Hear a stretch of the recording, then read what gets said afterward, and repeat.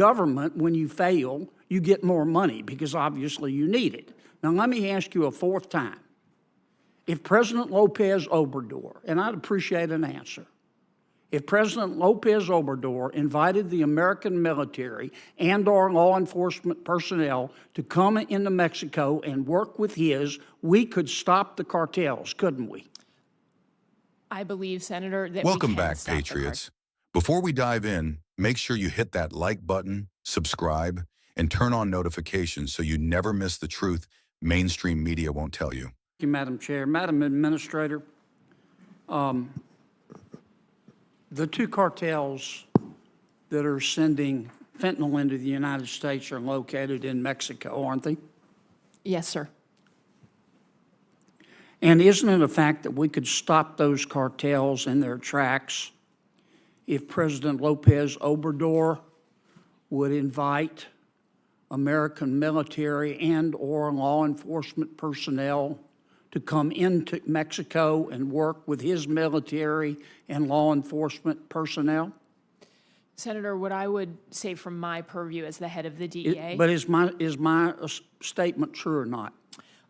What I would say is that we're focused on the two cartels, who we believe are doing exactly what you say. They're responsible for the fentanyl coming Let me into ask the you United again. States. If President Lopez Obrador invited the American military and or American law enforcement officials to come into Mexico to work with the same in Mexico, we could stop the cartels, could we not?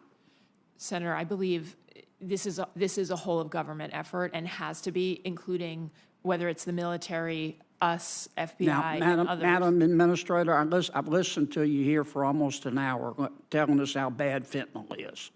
Thank you for that, but we know. Yes, sir. I'm going to ask you a third time. If President Lopez Obrador invited the American military and or law enforcement personnel to come into Mexico and work with the same in Mexico, we could stop the cartels. Isn't that a fact? So, Senator, I can speak to the law enforcement side of this, and you just mentioned law enforcement. I believe that this is vital for both Mexico and the United States. Mexicans are dying as well, as we showed in the Chapitos. Well, then why don't we stop them? So would it help? Let me ask you a fourth time. Would it help if President Lopez Obrador, I don't think it's a complicated question, Madam Administrator. You're asking us for more money every year, more money, and it gets worse, worse, and worse. You know, in the real world, the nitty-gritty of the real world, when you fail, you get fired. In government, when you fail, you get more money because obviously you need it. Now, let me ask you a fourth time. If President Lopez Obrador, and I'd appreciate an answer, if President Lopez Obrador invited the American military and or law enforcement personnel to come into Mexico and work with his, we could stop the cartels, couldn't we?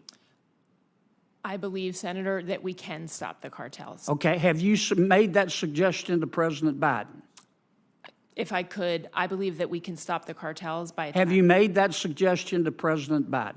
Senator, I have been very vocal in the whole of government setting on the importance of fentanyl and all of us using every single effort and authority that we have. Why hasn't President Biden done it? I mean, this is the way the American people whose sons and daughters are dying look at it. Our economy is $23 trillion. Mexico's economy is $1.3 trillion. Ours is 18 times bigger. We buy $400 billion every year from Mexico. Without the people of America, Mexico, figuratively speaking, would be eating cat food out of a can and living in a tent behind an outback. So why don't you and the president, embarrassing no one, get on the phone and call President Lopez Obrador and make him a deal he can't refuse to allow our military and our law enforcement officials to go into Mexico and work with his to stop the cartels? Why don't you do that? Senator, what I am doing every single day is working with the incredible men and women of DEA who are risking their lives across 334 offices worldwide. And I appreciate that, but you're not doing what would work. Why won't you do what will work? Senator, we are. Why don't you call the president this afternoon and say, Mr. President, let's call President Lopez Obrador privately and make him a deal he can't refuse. Because we both know that President Lopez Obrador has neither the ability nor the will to stop the cartels. But yet we go along and pretend that they're our friends, and Mexico is our friend. But he has criminal organizations that are killing our people, and you know how to stop it, and the president does, and you're not doing it. Senator, we are working every day to stop it. But you're not doing what would stop it. We are transforming, and we are working in countless ways across the globe to do what needs to be done for the American people. And there is nothing that the men and when women... it's important to you, you make it happen. When it's not important to you, you make an excuse.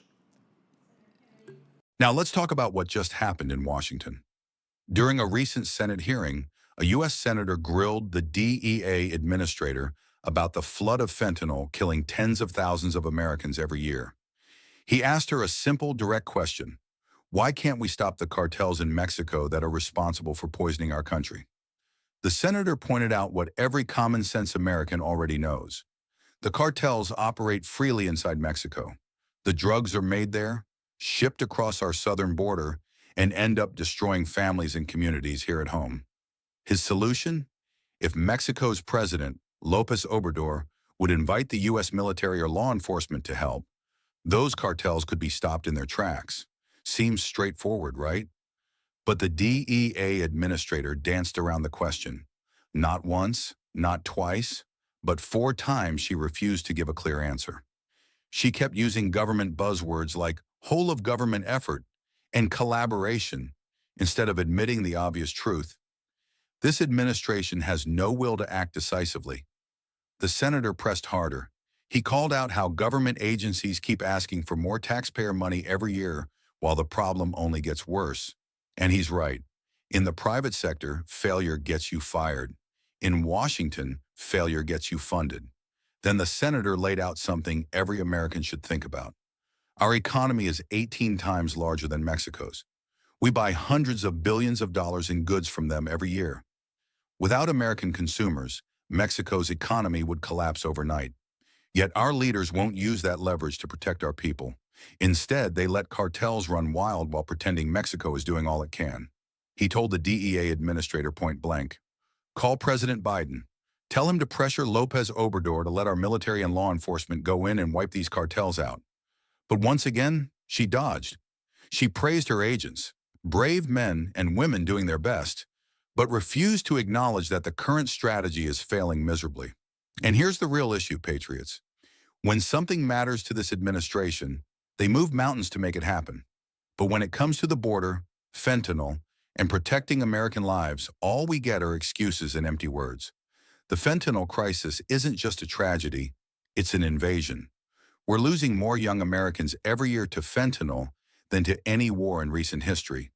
Yet our leaders treat it like a talking point instead of an emergency. It's time to face facts. We could stop this.